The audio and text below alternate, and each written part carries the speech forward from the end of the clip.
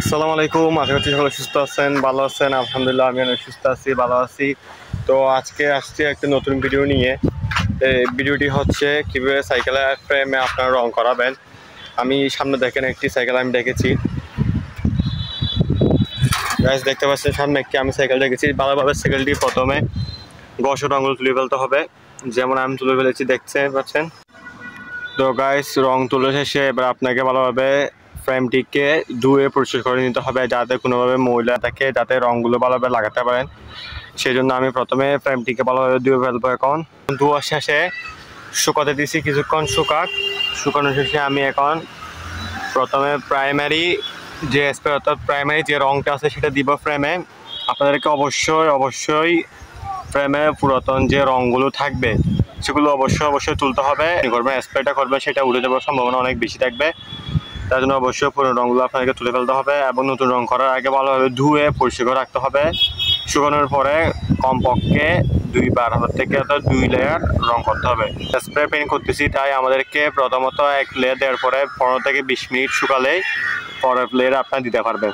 Primary রং শেষ হলো, অর্থাৎ যে প্রথম আপনি যে রঙটি দিবেন সেই রঙটি আশা করি সাদা কালার দিলে একটু বেশি ভালো হবে। সাদা দিলে এরপর রঙটি বেশি দেখা যাবে এবং বেশি ভালো হবে। আমি এখানে দুটি রং কিনেছি, একটি হচ্ছে আকাশি কালার আর একটি হচ্ছে সিলভার কালার। আমি প্রাইমারি রং হিসেবে সিলভার কালার রংটা ইউজ করব। আর মেইন যেটা মানে কনফার্ম যেটা করবো রং দিয়ে সাইকেল খেয়ে, সেটি হচ্ছে আকাশি কালার। তো গাইস আমি এখন এই রংটি করব, এবং যারা ভিডিওটি দেখছেন তারা অবশ্যই ভিডিওটি একটি লাইক করবেন এবং চ্যানেলটিকে অবশ্যই সাবস্ক্রাইব করবেন।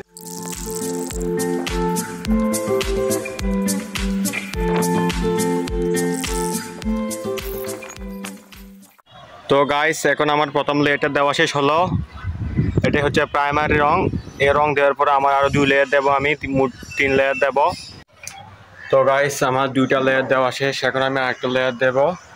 এই লেয়ার দেওয়া শেষ হলে 2 থেকে 3 ঘন্টা 4 ঘন্টার মতন আমি রেখে তারপরে ওই লাস্ট যে কালারটা আছে আকাশি কালার, সেই কালারটা দেব।